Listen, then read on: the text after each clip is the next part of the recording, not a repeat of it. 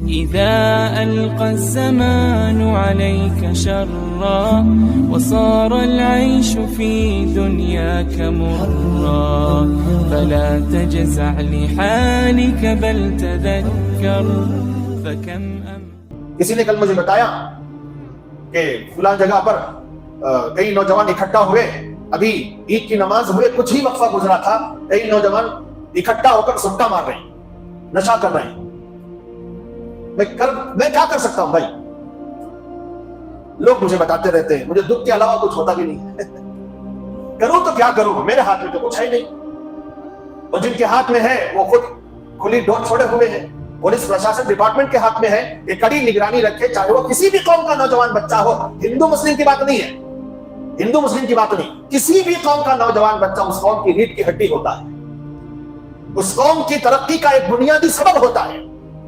नौजवानों को तो अपनी जवानी की हकीकत नहीं समझ में आ रही है, उसकी इफादियत, उसकी अहमियत नहीं समझ में आ रही है। कम से कम डिपार्टमेंट को तो बेलौस होकर, बेलालुच होकर नौजवानों पर नजर रखनी चाहिए। थोड़ा सा ललचा खाकर नौजवानों की जिंदगियां बर्बाद कर रहे हैं। खबरें ऐसी भी आती हैं कि नशे का सामान पकड़ा जाता है सामने के दरवाजे से और पीछे के दरवाजे से निकल भी जाता है। ये मुआशरा सुधारने के लिए डिपार्टमेंट है, बिगाड़ने के लिए नहीं। तो जिनके हाथों में ताकत है और हुकूमत ने जिनको अपॉइंट किया है कि तुम मुआशरे पर नजर रखो, सोसाइटियों पर नजर रखो और नौजवानों को नशे की लत से बचाओ, उनको अरेस्ट करना पड़े तो करो, जेलों में ठूसना पड़े तो ठूसो, जब तक वो मुकम्मल तरीके पर गंदी आदतों से तौबा ना कर ले। लेकिन यहां तो उल्टा ही नजर आता है किस्सा। जब डिपार्टमेंट साथ दे रहा हो तो हम जैसे, आप जैसे कुछ फिक्र करने वाले लोग क्या कर सकते हैं?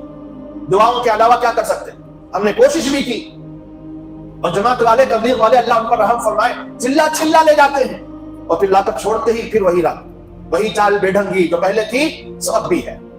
चिल्ले में जाकर भी नौजवान नहीं बदल रहा है, 4-4 महीने जाकर नहीं बदल रहा है। पहले हम लोग देखा करते थे, छोटे बच्चे थे, हमारे वालिद के जमाने में 3-3 दिन जाकर लोग वली बन जाते थे। 3 दिन, आज 3 दिन तो जाकर खा पी कर आ जाते हैं। यहां से गोशा बनने लगे, खेड़े में गोश्त मिलता नहीं रहे, 10 किलो ले ले यहां से, जाना, पकाना, खाना। मैं गीबत नहीं कर रहा हूं, आज हमारी गिरावट बता रहा हूं और ये मेरा काम है, कोई मैं काला मुझे रोक नहीं सकता। मैं बताऊंगा, जो गलत है उसको गलत कहूंगा, जो सही है उसको सही कहूंगा।